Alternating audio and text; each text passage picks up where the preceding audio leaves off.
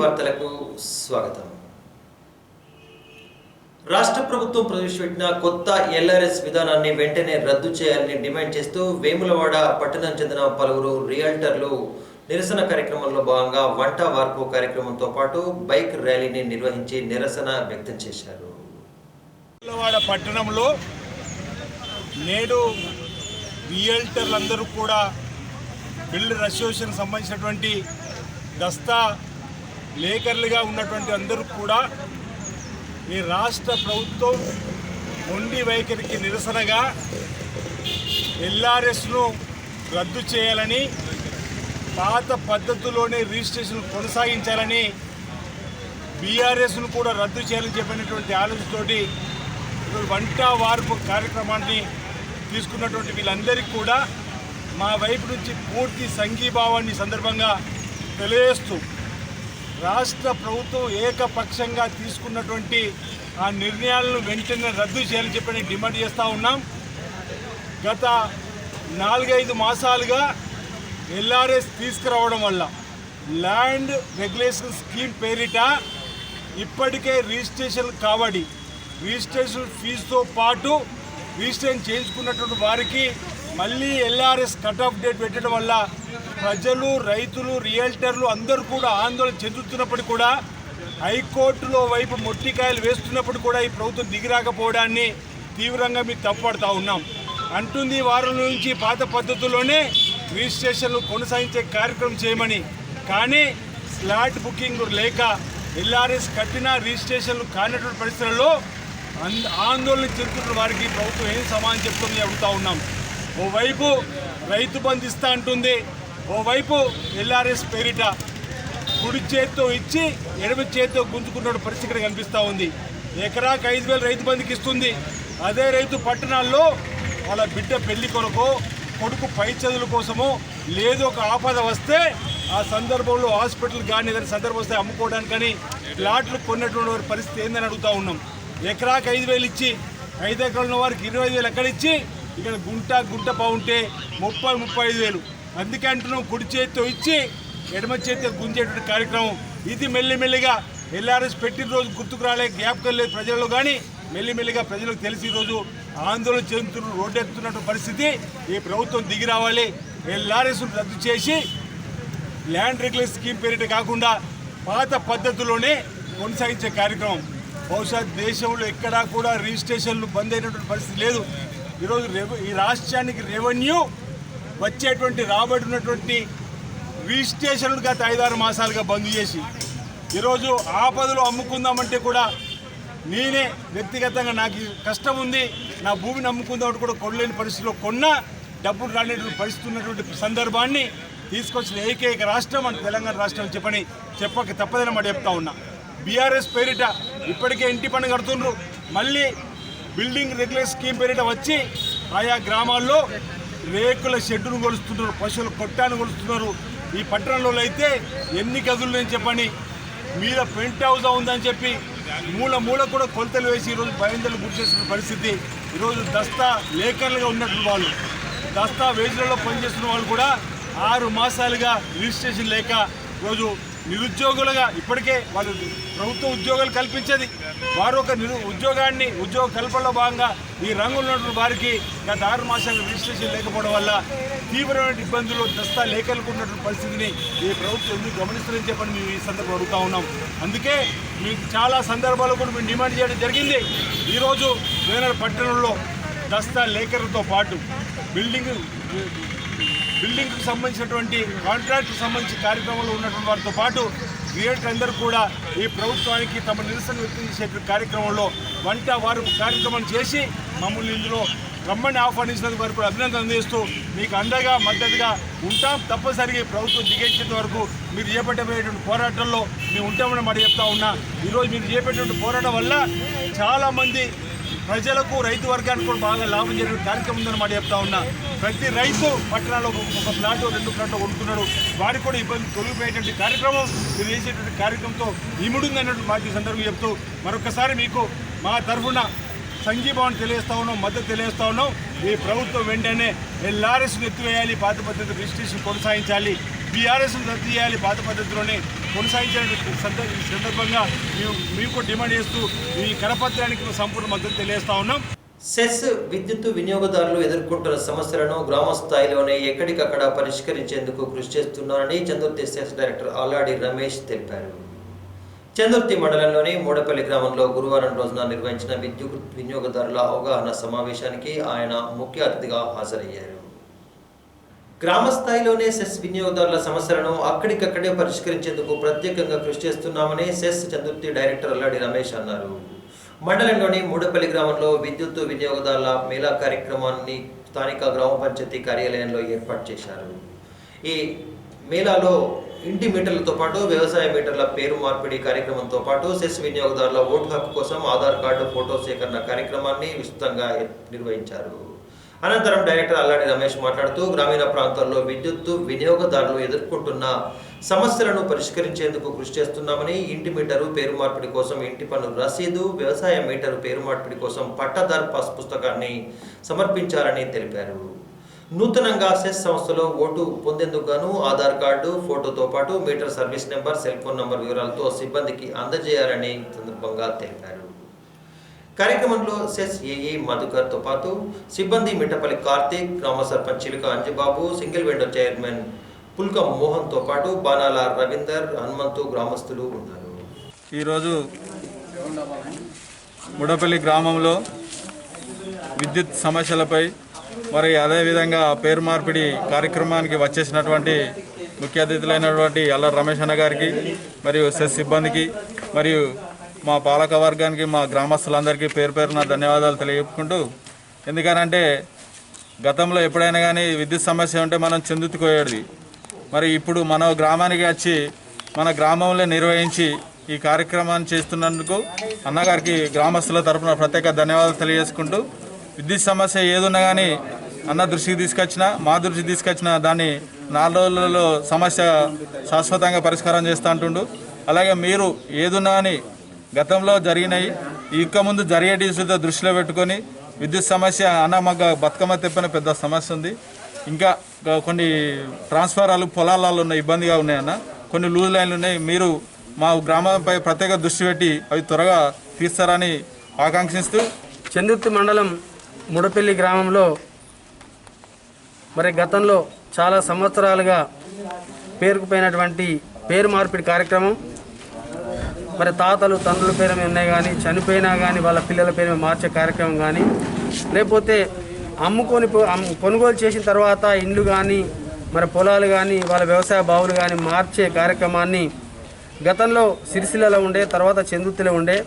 మరి నేను గత సంవత్సరం కాలం నుండి ప్రజల వద్దకే సెస్ అని చెప్పి ఒక ఉన్నతమైన కార్యక్రమం తీసుకొని మరి ఏ సమస్యలు ఉన్నా మీ గ్రామానికి 1 రోజు 2 రోజుల ముందే మీ మైక్లో మీ గ్రామ పంచాయతీ ద్వారా అనౌన్స్ చేసి మిమ్మల్ని ఇబ్బంది పెట్టకుండా, మిమ్మల్ని చందుర్తికు అక్కడికి ఇక్కడ తెప్పించి మీ పనులు ఖరాబ్ చేయకుండా మీ గ్రామానికే వచ్చి మీ సమస్యలు ఏమున్నా ఇక్కడిక్కడే పరిష్కారం చేసి మరి మీ యొక్క కష్ట సుఖాల్లో పాలు పంచుకునే అవకాశం నాకు 2 సార్లు ఇచ్చింది. కాబట్టి దయచేసి ఇంకేమన్నా పేరుకుపోయిన సమస్యలు ఉన్నా కానీ మరి సర్పంచ్ గారు చెప్పినట్టు ఈ గ్రామానికి సంబంధించినటువంటి కొన్ని వ్యవసాయ క్షేత్రాల వద్ద, వ్యవసాయ బావుల వద్ద ఉన్నటువంటి ట్రాన్స్ఫార్మర్ దగ్గరికి ట్రాన్స్ఫార్మర్ కాలిపోతే తీసుకుపోవడం ఇబ్బంది అవుతుందని చెప్పడం జరిగింది. దానికి సంబంధించినటువంటి ఆ ట్రాన్స్ఫార్మర్ నెంబర్తో పాటు మీ గ్రామ పంచాయతీ తీర్మానం మా ఏఈ గారికి ఇచ్చినట్టయితే ఒక 1 month 2 months టైం ఇస్తే అది కూడా చేసేస్తానని చెప్పి సభాముఖంగా తెలియజేయడం జరుగుతుంది. అదే కాకుండా ఇంకెక్కడన్నా పొలాల వద్ద కానీ పత్తి చేనులలో కానీ ఎక్కడన్నా పోల్స్ గిట్ట లూజ్ లైన్ ఉన్నట్టయితే మనం పత్తి లారీలు కావచ్చు, లేకపోతే వరి కోత యంత్రాలు కావచ్చు, అక్కడ పోయిన సందర్భంలో మరి షాక్ అయి చనిపోయే కార్యక్రమం ప్రమాదం ఉంది. కాబట్టి అటువంటి ఏ ఉన్నా కానీ మీరు మా హెల్పర్కు కానీ లేకపోతే వాట్సాప్ ద్వారా మీరు ఏదున్నా చెప్పినట్టయితే ఒక 15 రోజులు 20 రోజులు టైం ఇస్తే దాన్ని కూడా ఈ సంక్రాంతి తర్వాత, ఎందుకంటే లేబర్ ఇప్పుడు లేరు, పండుగ పోయింది కాబట్టి లేబర్ వచ్చిన తర్వాత సంక్రాంతి తర్వాత అటువంటి ఏ ఉన్నా కానీ, కానీ పొలాలు చేస్తే మాత్రం అక్కడ బండి పోదు. కాబట్టి పొలాలు చేయని ఉన్నట్టయితే తప్పకుండా ఆ లూజ్ లైన్లు ఎన్నున్నా కానీ చేస్తారని చెప్పి సభాముఖంగా తెలియజేయడం జరుగుతుంది. ఇక అదేవిధంగా గోస్కరపల్లెకు సంబంధించినటువంటిది బతుకమ్మ తెప్ప వద్దకు పోల్స్ కావాలి, పోల్స్ నిలబెట్టారు కానీ లైన్ గుంజలేదు. రానున్న కొద్ది రోజులప్పుడు ఒక వారం 10 రోజులప్పుడు లేబర్ రాగానే అది కూడా పూర్తి స్థాయిలో చేస్తామని చెప్పి సభాముఖంగా తెలియజేయడం జరుగుతుంది. అది కాకుండా ఇంకేమన్నా తుప్పు పట్టినవి కానీ షార్ట్ పోల్ కానీ లూజ్ లైన్లు కానీ ఇంకెక్కడైనా ఏమైనా ఇబ్బందులు ఉన్నట్టయితే నా దృష్టికి తీసుకురండి. లేకపోతే కొత్త ట్రాన్స్ఫార్మర్లు ఇప్పుడు అనంతరెడ్డికి ఒక కొత్త ట్రాన్స్ఫార్మర్ మన అనంతపల్లి ఏరియాలో కావాలని చెప్పి అడిగాను. గతంలో శాంక్షన్ చేయించడం కానీ వాళ్ళు చేసుకోలేదు. అది 3-4 సంవత్సరాలు అయింది కాబట్టి అది ల్యాబ్స్ అయిపోయింది. మళ్ళీ కొత్తగా ఇచ్చినట్టయితే వారం రోజులప్పుడు అది కూడా శాంక్షన్ చేయించేసి మీ యొక్క విద్యుత్ సమస్యలకు సంబంధించినటువంటిది నేను సెస్ డైరెక్టర్గా ఉన్నా కాబట్టి దయచేసి ఏ ఒక్క వినియోగదారుడు కానీ ఏ ఒక్క అక్క చెల్లె తమ్ముడు అన్న ఎవ్వరు కూడా మాకు విద్యుత్ ద్వారా ఇబ్బంది అవుతుంది, మాకు ఈ కష్టాలను మాకు చేయాలని చెప్పి బాధపడాల్సిన అవసరం లేదు. ఏ సమస్య ఉన్నా అని విద్యుత్ సమస్యలు సిరిసిల్ల రాజన్న జిల్లాలోనే విద్యుత్ సమస్య లేని మండలంగా మరి చందుర్తి రుద్రంగి చేస్తున్నటువంటి సందర్భంలో మీ గ్రామంలో కూడా 100% పూర్తి చేస్తానని చెప్పి సభాముఖంగా తెలియజేసుకుంటూ ఇంకేమైనా సమస్య ఉన్నట్టయితే ఇప్పుడు చెప్పినా పర్వాలేదు, ఇంకేమైనా ఉంటే నాకు వాట్సాప్ ద్వారా కానీ లేకపోతే మా ఏఈ గారు కానీ సర్పంచ్ గారు కానీ ఎవరు చేసినా కానీ తప్పకుండా పరిష్కరిస్తానని చెప్పి తెలియజేసుకుంటూ మిడ్ మానేరు ముంపు గ్రామాల నిర్వాసిత ప్రజలు ఎదుర్కొంటున్న సమస్యలను రాష్ట్ర ప్రభుత్వం దృష్టికి తీసుకువెళ్లేందుకు గాను తన వంతుగా కృషి చేస్తున్నారని చొప్పదండి శాసనసభ్యులు సుంకే రవిశంకర్ తెలిపారు. మధ్య మానేరు నిర్వాసితుల సమస్యలను ప్రభుత్వం దృష్టికి తీసుకువెళ్తారని చొప్పదండి శాసనసభ్యులు సుంకే రవిశంకర్ అన్నారు. గురువారం రోజున సుంకే రవిశంకర్ ఆధ్వర్యంలో పలువురు నిర్వాసిత గ్రామ ప్రజల ప్రతినిధుల బృందం ఆధ్వర్యంలో జిల్లా కలెక్టర్ కృష్ణభాస్కర్ను కలిసి పలు విషయాలపై చర్చించారు. మధ్య మానేరు ముంపు గ్రామ నిర్వాసితుల సమస్యలను పరిష్కరించే దిశగా ప్రభుత్వం కృషి చేస్తుందని, పూర్తి స్థాయిలో ప్రభుత్వం దృష్టికి తీసుకువెళ్లేందుకు తన వంతుగా కృషి చేస్తానని శాసనసభ్యులు సుంకే రవిశంకర్ ఈ సందర్భంగా తెలుపుతూ కృష్ణభాస్కర్ను ఈ విషయంలో ప్రత్యేక చొరవ తీసుకోవాలని కలెక్టర్ను ఆయన సందర్భంగా కోరారు. గురువారం రోజున కలెక్టర్ సమావేశ మందిరంలో ముంపు గ్రామాల నిర్వాసిత సమస్యలపై ప్రత్యేక భేటీ నిర్వహించారు. అనంతరం రవిశంకర్ మాట్లాడుతూ నిర్వాసితులకు ప్రభుత్వం తరఫున పూర్తి స్థాయిలో న్యాయం జరిగేలా చూస్తారని, నిర్వాసితుల త్యాగాలు మరువలేనివని, వారికి పూర్తి స్థాయిలో న్యాయం చేసే బాధ్యత ప్రభుత్వంపై ఉంది అని అన్నారు. అనంతరం రాజన్న సిరిసిల్ల జిల్లా కలెక్టర్ కృష్ణభాస్కర్ మాట్లాడుతూ మధ్యమానేరు నిర్వాసితుల సమస్యల పరిష్కారంపై ప్రభుత్వం దృష్టికి తీసుకువెళ్తారని హామీ ఇచ్చారు. సమావేశంలో ట్రైనింగ్ కలెక్టర్ రిజ్వాన్ బాషా షేక్తో పాటు ఆర్డీఓ శ్రీనివాసరావు, ముంపు గ్రామాల నిర్వాసితుల ప్రతినిధులు, అధికారులు హాజరయ్యారు. దేశ రాజధాని ఢిల్లీలో రైతులు చేస్తున్న పోరాటం చట్టబద్ధమైందేనని కాంగ్రెస్ పార్టీ అగ్రనేత రాహుల్ గాంధీ అన్నారు. గురువారం రోజున రైతులతో కలిసి ఆయన రాష్ట్రపతి రామ్నాథ్ కోవింద్ను కలిసి ప్రత్యేక వినతి పత్రాన్ని సమర్పించారు. రైతులు చట్టబద్ధంగానే నిరసనలు తెలుపుతున్నారని కాంగ్రెస్ అగ్రనేత రాహుల్ గాంధీ పేర్కొన్నారు. నూతన సాగు చట్టాలపై రాహుల్ గాంధీ నేతృత్వంలోని కాంగ్రెస్ పార్టీ బృందం రాష్ట్రపతి రామ్నాథ్ కోవింద్ను గురువారం రోజున కలిసింది.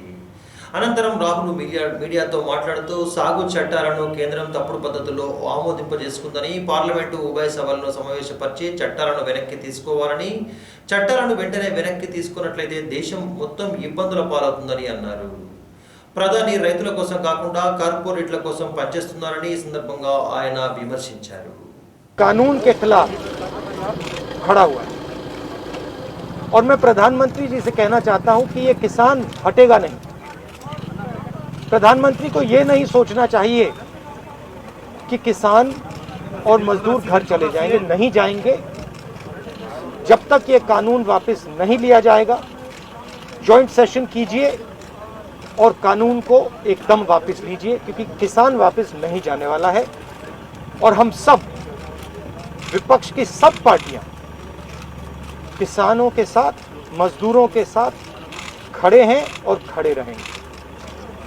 जिस प्रकार से ये कानून पास किया गया वो भी बिल्कुल गलत था।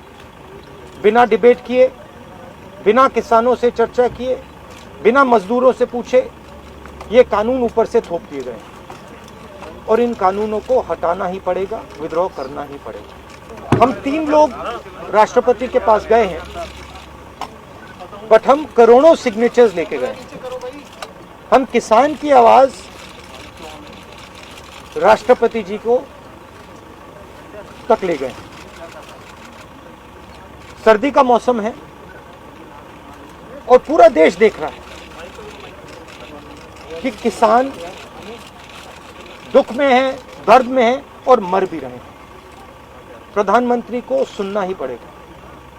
और मैं एडवांस में चीज बोल देता हूं, मैंने कोरोना के बारे में बोला था कि नुकसान होने जा रहा है, उस समय किसी ने नहीं बात सुनी।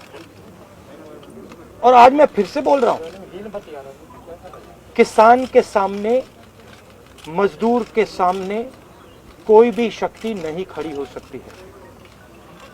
अगर प्रधानमंत्री जी ने कानून वापस नहीं लिए, सिर्फ बीजेपी को नहीं, सिर्फ आरएसएस को नहीं, देश को नुकसान होने जा रहा है। बीजेपी, नरेंद्र मोदी जी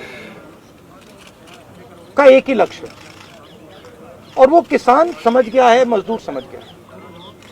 लक्ष्य है कि उनके आसपास जो 2, 3, 4 बड़े क्रोनी कैपिटल्स हैं, उनके लिए पैसे बनाने का काम नरेंद्र मोदी जी करते हैं। जो भी नरेंद्र मोदी जी के खिलाफ खड़े होते हैं,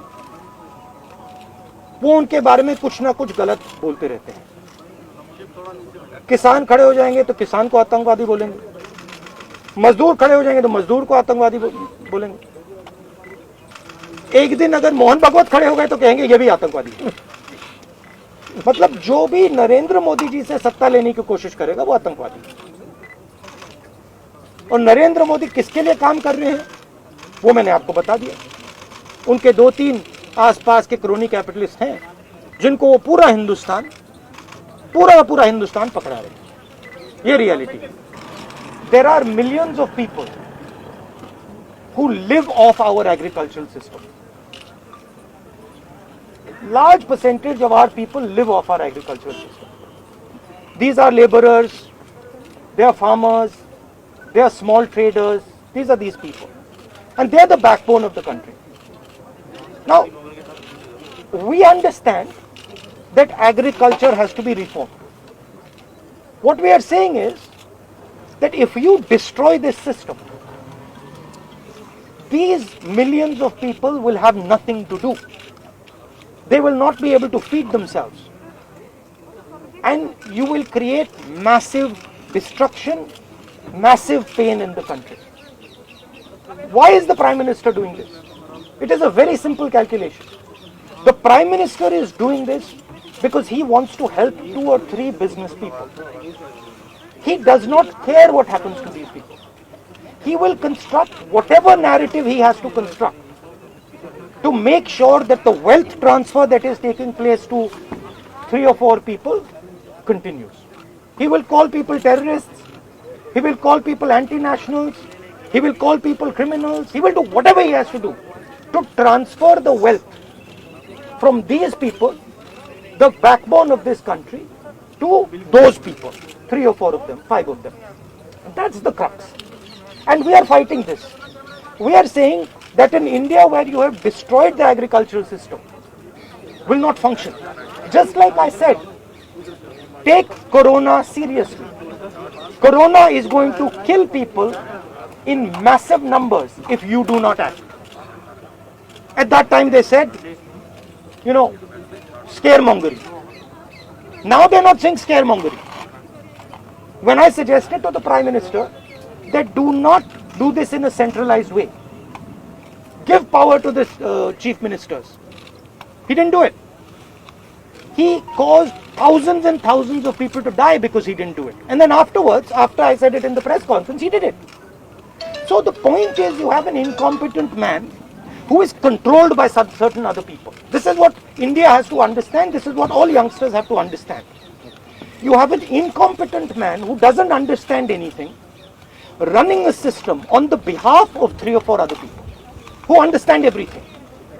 And their aim is to take huge amounts of money from the poor people of India and put it in their pockets. And that is what we are fighting. And frankly, it doesn't matter what you think right now, because all of you will face this. There's not going to be a single person in this country who's not going to face this. If you're a farmer, you will face it. You're a small businessman, you will face it. You're a journalist, you will face it. This is an assault on the idea of India. That is why we're standing here. That is why I've gone to the president. That is why we've signed these forms. We are not allowed to go out. We're not allowed to go out of the ICC office. The police stops us from going out. Why don't you let us go out? Why don't you let me go and tour in the states? See what happens. Every single farmer of this country, every single labor of this country will stand up. But आप police लगवाते हो, हाथरस जाते हो, arrest करते हो। तो AIC से हमारे एमपी को बाहर नहीं निकलने देते हो और फिर कहते हो कि भैया मतलब सब कुछ ठीक है। और prime minister needs to realise that there is a limit to this.